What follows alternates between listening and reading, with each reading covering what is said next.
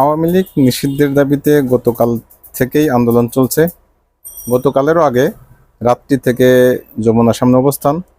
পরবর্তীতে যেহেতু সেটা প্রধান উপদেষ্টার বাসভবন, সেখানে তার যাতায়াতের সমস্যা ব্যাঘাত ঘটতে পারে, আন্দোলনেরকে কেন্দ্র করে কোনো সহিংসতা ঘটতে পারে, সে কারণে সকলের পরামর্শক্রমেই সে যমুনা থেকে চলে এসেছে শাহবাগে এবং শাহবাগেই অবস্থান চলছে এবং যতক্ষণ পর্যন্ত আওয়ামী লীগ নিষিদ্ধ না হবে শাহবাগে তাদের অবস্থান করবেন এবং এটা টোটাল শাটডাউনের অন্তর্ভুক্ত শাহবাগটা।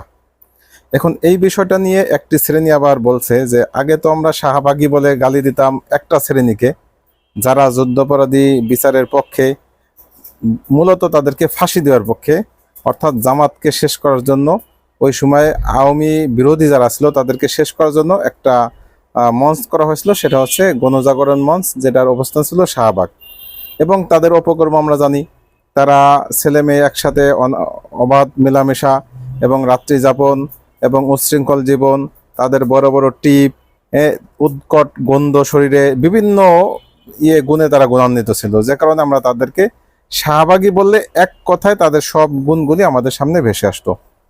এখন কেউ কেউ যেমন শাহেদ আলম সাংবাদিক বা আরো এরকম কেউ কেউ বা মারুফ মল্লিক, এরা বলছেন যে এখন শাহবাগী বলতে কাদেরকে বোঝাবে, এখন তো এরাও শাহবাগী ওরাও শাহবাগী।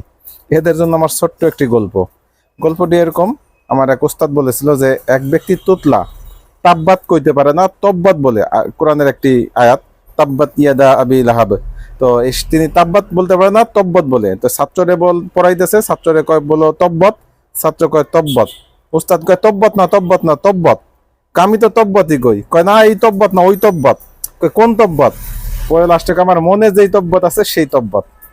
মানে শব্দ তো একই রকম শোনা যাচ্ছে, কিন্তু তার মনে ভিন্ন একটা বিষয় রয়েছে, সেটাই তিনি বুঝাইতে চেয়েছেন। আর একটা বিষয়, কোরআনে একই শব্দ, যেমন হামিম, হামিম অর্থ বন্ধু, যেটা কোরআনে আছে যে তারা জাহান্নামে কোনো বন্ধু পাবে না।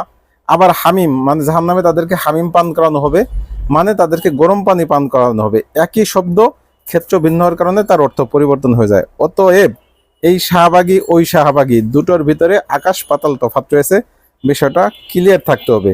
অতএব শাহবাগী বললেই কোন শাহবাগী, এটা তার ধরন বলন চলন এগুলি বুঝলেই বোঝা যাবে যে কোন শাহবাগীকে শাহবাগী বলছে এবং কোন শাহবাগীকে সে শাহবাগী বলে প্রশংসা করছে, অর্থাৎ কোনটা গালি কোনটা প্রশংসা, এটা নিঃসন্দেহে তার আচার আচরণ ধরন বলন দেখেই বোঝা যাবে।